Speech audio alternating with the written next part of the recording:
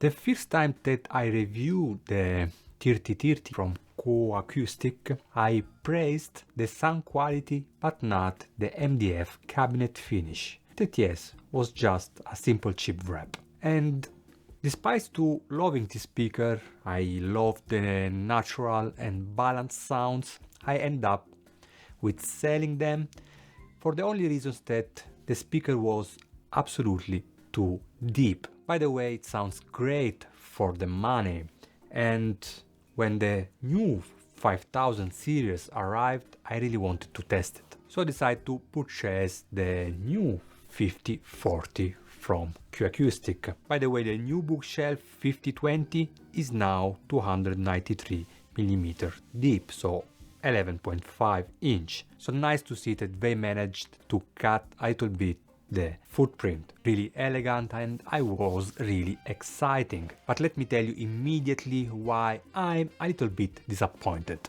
And it's not absolutely a negative review, but something to encourage Q Acoustics to make better. The first bad feeling I had it during the unboxing, and the speaker arrived with a significant hole in the box, a problem that was caused from who was handling the package, so absolutely not Q Acoustics. And thanks God was on the bottom speaker side, so nothing happened, but was really closer, and I really would like to see a double box coming with this speaker. ELAC, Wardell, any speaker that I had here, also budget speaker, are coming today now with double box. So Q Acoustics, you have to do absolutely better here. And during the unboxing I noticed that all the protections around the Q Acoustics were all broken, unfortunately. Also here really cheap quality. And also here budget speakers are coming with a better foam material to protect the speaker, and it's something annoying because the day that I would like to sell them, for example,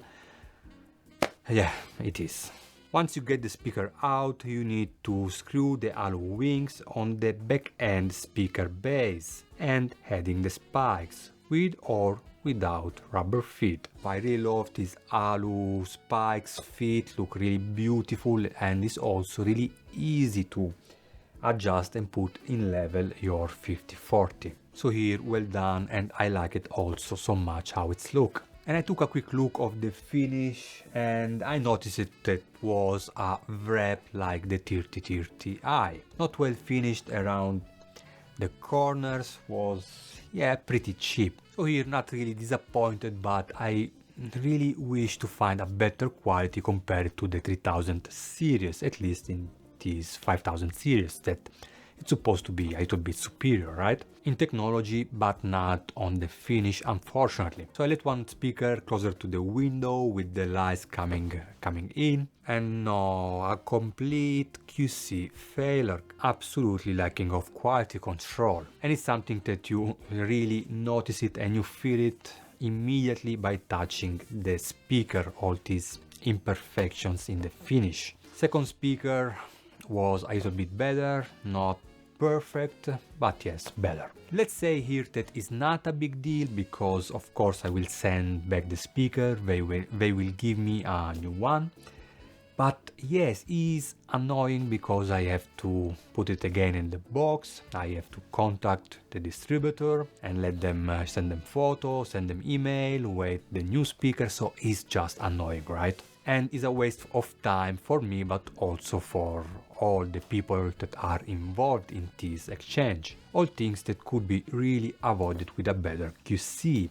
And yes, that is the white finish, probably, I don't know, the other finish, the dark one, the black one, and the wood finish is probably better, but on the white you probably notice it immediately if there is any problem. And let me tell you something why I am a little disappointed, and the reasons is because this speaker really sounds so great that really deserved a better finish. By the way, the front baffle, I forgot to speak about the magnet grille. The magnet grille is also a little bit cheap, really light, but I'm fine with this, it's not a problem. And the front baffle just look really modern and elegant. I really love it, really beautiful. So we'll cut a little bit on specs and the new technology that is coming with the speaker. Is coming with new drivers, is coming with a better internal bracing to improve every aspect of the 3000 series. I will let the Q Acoustic link in descriptions just to avoid to make this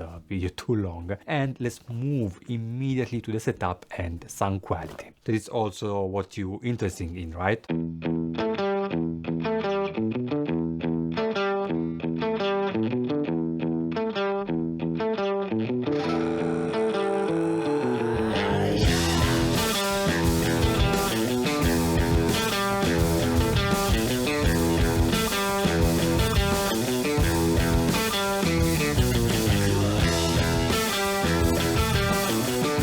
Speaker positioning was really not hard, and I placed them 70 centimeters away from the rear wall, but you can put them also closer to the wall by using this supplied foam to block the rear firing ports. And I give to the 5040 a little bit of toe in. I just let them in the standard positions where I let most of the speaker, and it just sounds fantastic. Immediately, I really didn't need to work so much on the positions to have a good imaging and at the same time a good soundstage. As amplifications, I use the new 7000A, review is coming, but also the Rotel A11 to try something more budget and something more, a little bit more powerful like the Musical Fidelity M3SI, and also less powerful like the A1. As streaming deck, I use the MX-N10 from Cambridge Audio, so it's a streamer deck in one, but I end up to prefer external WinPro Plus only as streamer connected via coax to the RME Audio DAC. And that's mainly because I found the MX-N10 a little bit more colored, more pushed, and I didn't want any colorations, at least during my review. With Audiolab, the sound was clear, transparent and refined. Nothing was aggressive, fatigue or harsh. And I got this sort of fresh, top-end treble, airy, really airy presentation with a highly extended sub-bass. Bass that was warm, punchy, but at the same time controlled and clean on the mid bass. But here, to avoid a little bit of spoiler, you will need to wait a little bit for the Audiolab 7000A review. I love the fact that the 5040 is so airy, refined and full of nuance on top end without never cross the line. So it's always fresh, cool, alive, really closer sometimes to the S emphatizations, but without never cross the lines or getting into sibilance territory. But definitely is playing really closer, giving you an amazing transparency, textures and freshness. Moving on, the M3SI bass become more tight and neutral. Still a textural and punchy bass, but firm and more dynamic. It's become probably less funny but more defined. The new 5040 doesn't present the slam of the acoustic energy AE320, but is able to go very deep, with a bass that is definitely less soft around edges compared to the Audiolab, that was more warm and rich. The more watt and power, a little bit more of the M3SI, helped also to give authority and dynamic in the complex passages, especially in big orchestra recordings and, if you like, classic music. Moving to the more budget A11 Tribute from Rotel, guys, I love this amp. It's there, if you can see it, and I really don't want to sell it. You know, I sell and purchase most of the time just to keep the channel fresh, but it's still there because I really love it. And here the AF helped to give these smooth tube sounds, not with the authority of the M3SI or the nuance of the Audiolab, but with a beautiful sort of treble rolled off. Very warm overall. So not really a technical amplifier, but I love this smoothness and nice to see that with 50 watt, if I'm not wrong, of power. I didn't have absolutely any problem to drive the 5040. What about the 25 watt only of the A1? Also there I was able to drive the 5040, but I didn't get this magic sound of the A1 when the A1 was driving smaller speaker, and we know how it's working. The A1 is a class A that is giving the best when it's driving something like the Project Box 5S2, for example, and a magic combination. So I didn't find this magic, and I definitely consider the 5040 a speaker that is not really hard to drive, but is giving the best with a more powerful amplifier, especially in complex music that are a little bit compressed, music that really are not audiophile, let's say like that. Giving good power will help to have more separations, less compressions, and a less congested sound. Regarding top end, I say that it's fresh and alive, full of textures and air. High frequency are reproduced with precision, liveliness. Mid is never forwarded with the right setup, attack is good enough, scene is reproduced with satisfying realism, and I like the energy and the articulation, great agility regardless of the music genre. And really surprised me how invisible this speaker is. Just turn off the light, not this light, otherwise you will not see me, but turn off the light and absolutely you will not be able to locate the speaker. Despite having a top end that is with this energy and so fresh, absolutely was always invisible.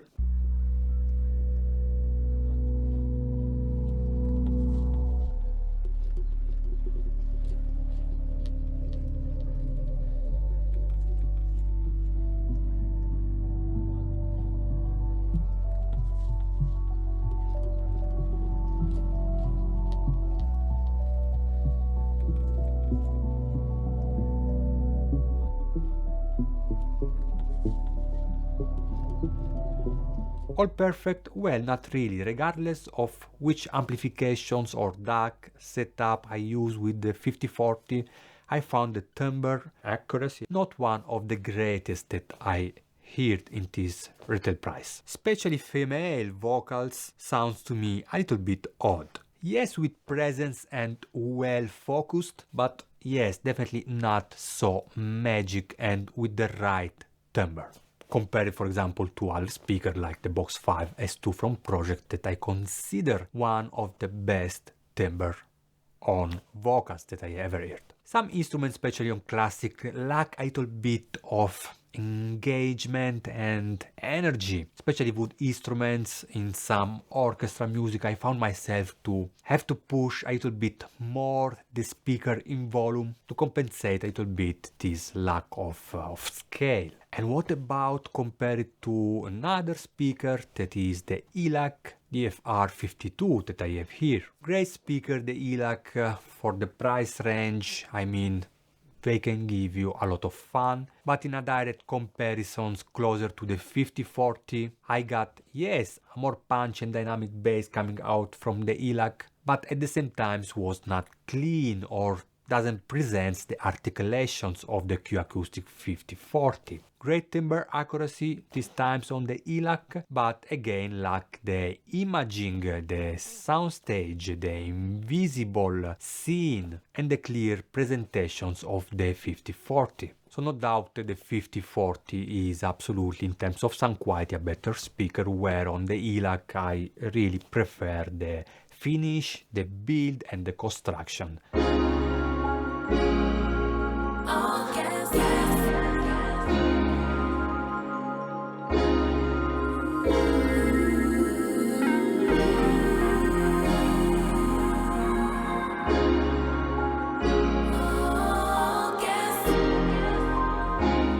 So in the end, the attractive design and the excellent sound quality really deserve a better QC and presentation. And with presentations I mean the unboxing and the first impressions that you have with your eyes looking the speaker. That is really important. In here could be easily and highly recommendation. I'm probably not lucky with the white finishes, but this one is the one that I like, so If you can live with that and is okay with you and sound quality is what you're really interested in, then the Q Acoustic will give you a lot of fun. If you enjoyed the video, please take in considerations to subscribe and hit the like button to support my work, and see you soon with more video. Peace.